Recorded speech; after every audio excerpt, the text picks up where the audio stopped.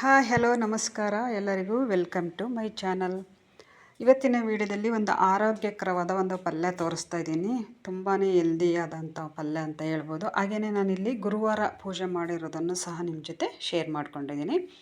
ಗುರುವಾರ ನಾನಿಲ್ಲಿ ಕಿನ್ನರಿ ಹೂವು ಮತ್ತು ಮಲ್ಲಿಗೆ ಹೂವು ಮತ್ತು ಗಾರ್ಡನಲ್ಲಿ ಬಿಟ್ಟಿರುವಂಥ ಹೂಗಳನ್ನು ಯೂಸ್ ಮಾಡಿಕೊಂಡು ನಾನಿಲ್ಲಿ ಪೂಜೆ ಮಾಡಿದ್ದೀನಿ.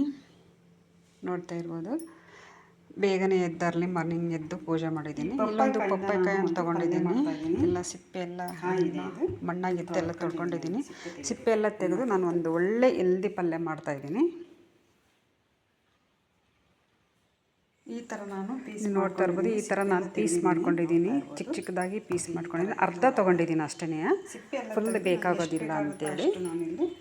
ಇದರಿಂದ ನಾನು ಚಿಕ್ಕ ಚಿಕ್ಕ ನಾವೇನು ತರಕಾರಿ ಹೆಚ್ಚುತ್ತೀವಲ್ಲ ಬೇರೆ ಪಲ್ಯಗಳಿಗೆ, ಅದೇ ರೀತಿ ನಾನು ಇಲ್ಲಿ ಇಟ್ಕೊಂಡಿದ್ದೀನಿ. ನೋಡ್ತಾ ಇರ್ಬೋದು.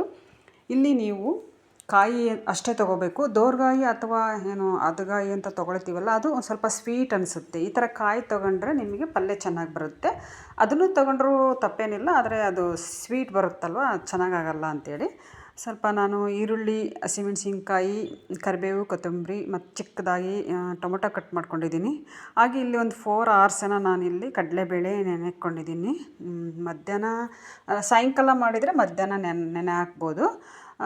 ಏಕೆಂದರೆ ಅದನ್ನು ಡೈರೆಕ್ಟಾಗೂ ಸಹ ಒಗ್ಗರಣೆಯಲ್ಲಿ ಹಾಕ್ಬೋದು. ಅದರದ್ದೇ ಆದ ಒಂದು ಟೇಸ್ಟ್ ಬರುತ್ತೆ. ಈ ಥರ ನೆನೆಯಕ್ಕೆ ಮಾಡೋದ್ರಿಂದನೂ ಸಹ ಟೇಸ್ಟು ಡಿಫ್ರೆನ್ಸ್ ಇರುತ್ತೆ ಅಂತೇಳಿ ನಾನು ನೆನೆಯಕ್ಕಿದ್ದೀನಿ.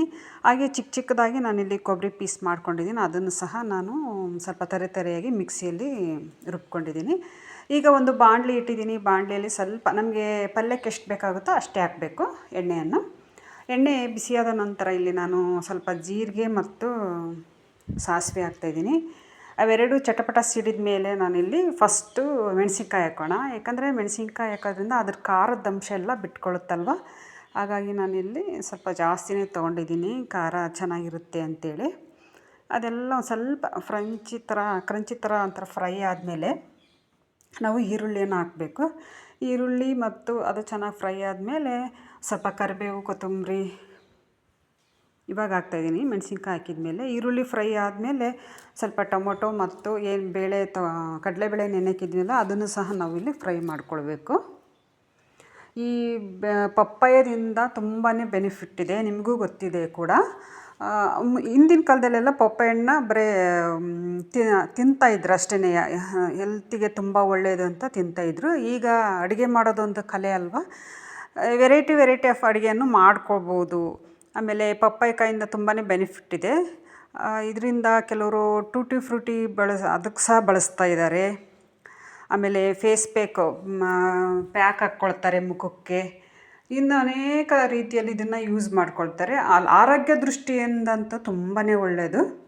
ಹೀಗೆ ಕಾಯಿಯನ್ನು ಸಹ ನಾವು ಗಾರ್ಡನ್ನಲ್ಲಿ ಸಾಮಾನ್ಯವಾಗಿ ಹಳ್ಳಿ ಕಡೆ ಹಿತ್ತಲ ಕಡೆ ಬೆಳೆದಿರ್ತಾರೆ. ಆಮೇಲೆ ಹಳ್ಳಿ ಕಡೆ ತುಂಬ ಸಿಗುತ್ತೆ, ಗಾರ್ಡನ್ನಲ್ಲಿ ಹಾಕಿರ್ತಾರೆ. ಇದನ್ನು ಯೂಸ್ ಮಾಡ್ಕೊಂಡು ನಾವು ಒಂದು ಪಲ್ಯ ರೆಡಿ ಮಾಡ್ಬೋದಲ್ವ, ಈ ತರಕಾರಿ ಇಲ್ಲದಾಗ. ಅಥವಾ ಇದನ್ನೇ ಉದ್ದೇಶಪೂರ್ವಕವಾಗಿ, ಯಾಕಂದರೆ ಇದರಿಂದ ತುಂಬ ಬೆನಿಫಿಟ್ ಇರೋದ್ರಿಂದ ನಮಗೆ ಆರೋಗ್ಯಕ್ಕೆ ನಾವು ಒಂದು ಟೈಮ್ ಮಾಡಿಕೊಂಡು ಪಲ್ಯ ಊಟ ಮಾಡೋದ್ರಲ್ಲಿ ತಪ್ಪೇನಿಲ್ವಲ್ಲ. ಇದು ರೊಟ್ಟಿ ಅಥವಾ ಚಪಾತಿ ಯಾವುದಕ್ಕಾದ್ರೂ ನಾವು ಮಾಡಿಕೊಂಡು ಊಟ ಮಾಡ್ಬೋದು. ಕಡಲೆಬೇಳೆ ಇದೆಲ್ಲ ಒಗ್ಗರಣೆ ಎಲ್ಲ ಹಾಕಿದ್ಮೇಲೆ ಒಂದು ಸ್ವಲ್ಪ ಸಾಫ್ಟ್ ಆಗಲಿಕ್ಕೆ ಬೇಕಾದ್ರೆ ಇಲ್ಲಿ ಸ್ವಲ್ಪ ಪಿಂಕ್ ಸಾಲ್ಟ್ ಅಥವಾ ಸಣ್ಣ ಉಪ್ಪನ್ನು ಹಾಕಿ ಬಿಡ್ಬೋದು. ಇಲ್ಲಿ ನಂತರ ನಾನಿಲ್ಲಿ ಏನು ಕಟ್ ಮಾಡಿ ಇಟ್ಕೊಂಡಿದ್ದ ಚಿಕ್ಕದಾಗಿ ಕಟ್ ಮಾಡಿ ಇಟ್ಕೊಂಡಿದ್ನಲ್ಲ ಅದನ್ನು ಇಲ್ಲಿ ಪಪ್ಪಾಕಾಯಿ ಹಾಕ್ತಾಯಿದ್ದೀನಿ. ನೋಡಿ, ಕಲರ್ಫುಲ್ಲಾಗಿ ಎಷ್ಟು ತುಂಬ ಚೆನ್ನಾಗಿ ಕಾಣ್ತಾ ಇದೆ.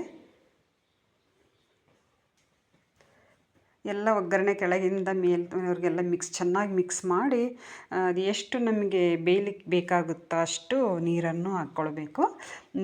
ಎಲ್ಲ ಏನು ಬೇರೆ ಪಲ್ಯಗಳನ್ನ ಮಾಡ್ತೀವಲ್ಲ ಸೇಮ್ ಅದೇ ರೀತಿಯೇ. ಇದಕ್ಕೇನು ಸ್ಪೆಷಲ್ಲಾಗಿ ಏನು ಅಂಥದ್ದೇನು ಹಾಕೋವಂಥದ್ದಿಲ್ಲ. ನಾನಿಲ್ಲಿ ಅರ್ಧ ಕಪ್ನಷ್ಟು ನೀರು ಹಾಕ್ತಾಯಿದ್ದೀನಿ. ಇದು ಅಂದರೆ ಡೈರೆಕ್ಟಾಗಿ ಓಪನ್ ಪ್ಯಾನಲ್ಲಿ ಬೇಯಿಸೋದ್ರಿಂದ ನಮಗೆ ಸ್ವಲ್ಪ ನೀರು ಜಾಸ್ತಿನೇ ಬೇಕಾಗುತ್ತೆ. ಕುಕ್ಕರಲ್ಲಾದರೆ ಸ್ವಲ್ಪ ಕಡಿಮೆ ಬೇಕು. ಹಾಗಾಗಿ ಕುಕ್ಕರಲ್ಲಿ ನೀವು ಮಾಡಿದ್ರೆ ಸ್ವಲ್ಪ ಕಡಿಮೆ ನೀರು ಹಾಕಿ. ಇಲ್ಲ ಅಂದರೆ ನೀವು ಈ ಥರ ಓಪನ್ ಪ್ಯಾನಲ್ಲಿ ಯೂಸ್ ಮಾಡಿದರೆ ಇದರಲ್ಲಿ ನೀವು ಸ್ವಲ್ಪ ನೀರು ಜಾಸ್ತಿನೇ ಹಾಕಬೇಕಾಗುತ್ತೆ.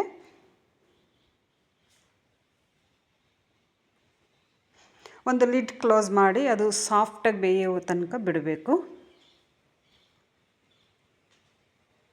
ಸಾಫ್ಟಾಗಿ ಅದು ಬೆಂದ ಮೇಲೆ ನಾನಿಲ್ಲಿ ಕಲ್ಲುಪ್ಪು ಹಾಕ್ತಾಯಿದ್ದೀನಿ. ನೀವು ಬೇಕಾದರೆ ಪುಡಿ ಉಪ್ಪನ್ನು ಸಹ ಹಾಕ್ಕೋಬೋದು. ಇಲ್ಲಿ ನಾನು ನಮ್ಮ ಮನೆಯಲ್ಲೇ ಮಾಡ್ತಕ್ಕಂಥ ಒಂದು ಸಾಂಬಾರು ಪೌಡ್ರನ್ನು ಹಾಕ್ತಾಯಿದ್ದೀನಿ. 1 ಸ್ಪೂನ್ ಸಾಕು, ಹೆಚ್ಚಿಗೆ ಬೇಡ. ಅದು ಇಲ್ಲ ಅಂದರೆ ನೀವು ಗರಂ ಮಸಾಲ ಹಾಕ್ಕೋಬೋದು, ನೋ ಪ್ರಾಬ್ಲಮ್. ಹಾಗೆಯೇ ಗುರಾಳ್ ಪುಡಿ ಅಥವಾ ಕುರ್ಷಾಣಿ ಪುಡಿ ಏನು ಅಂತೀವಲ್ಲ ಅದನ್ನು ಹಾಕ್ತಾಯಿದ್ದೀನಿ. ಅದು 1 ಸ್ಪೂನ್, ಚಿಕ್ಕ ಸ್ಪೂನ್ ಇದಷ್ಟೇ, ಒಂದು ಚಿಕ್ಕ ಸ್ಪೂನ್ ಇಟ್ಕೊಂಡಿದ್ದೀನಿ ಅಷ್ಟೇ ನಾನು. ಒಂದು ಚಿಕ್ಕ ಸ್ಪೂನ್ ಹಾಕ್ತಾಯಿದ್ದೀನಿ. ಆಮೇಲೆ ನಾನು ಪೀಸ್ ಮಾಡ್ಕೊಂಡಿದ್ದೆ ಕೊಬ್ಬರಿ ಪೀಸ್, ಅದನ್ನು ಸ್ವಲ್ಪ ತರಿಯಾಗಿ ಮಿಕ್ಸಿಯಲ್ಲಿ ರುಬ್ಕೊಂಡಿದ್ದೆ, ಅದನ್ನು ಸಹ ಹಾಕ್ತಾಯಿದ್ದೀನಿ. ಇದಕ್ಕೆ ನಿಮ್ಗೆ ಬೇಕಾದರೆ ಲೆಮನ್ ಜ್ಯೂಸ್ ಹಾಕ್ಬೋದು ಅಥವಾ ಹುಣಸೆ ಹುಳಿನೂ ಸಹ, ಅದನ್ನು ಹುಣಸೆ ರಸ ಇರುತ್ತಲ್ಲ ಅದನ್ನು ಹಾಕ್ಬೋದು, ತೊಂದರೆ ಇನ್ನೂ ತುಂಬ ಟೇಸ್ಟಿಯಾಗಿ ಬರುತ್ತೆ. ಏನಾದರೂ ನೀವು ಹುಣಸೆ ಹುಳಿ ಅಥವಾ ಹುಣಸೆ ಹುಳಿ ಹಾಕಿದರೆ ಸ್ವಲ್ಪ ಅದಕ್ಕೆ ಬೆಲ್ಲ ಆ್ಯಡ್ ಮಾಡಿಬಿಟ್ರೆ ಇನ್ನೂ ತುಂಬ ಚೆನ್ನಾಗಿ ಬರುತ್ತೆ ಪಲ್ಯ. ಕೆಲವರೆಲ್ಲ ಅದು ಅಭ್ಯಾಸ ಇರುತ್ತೆ, ಯಾವುದೇ ಒಂದು ಪಲ್ಯಗೆ ಹುಣಸೆ ಹುಳಿಯನ್ನು ಅಥವಾ ಹುಣಸೆ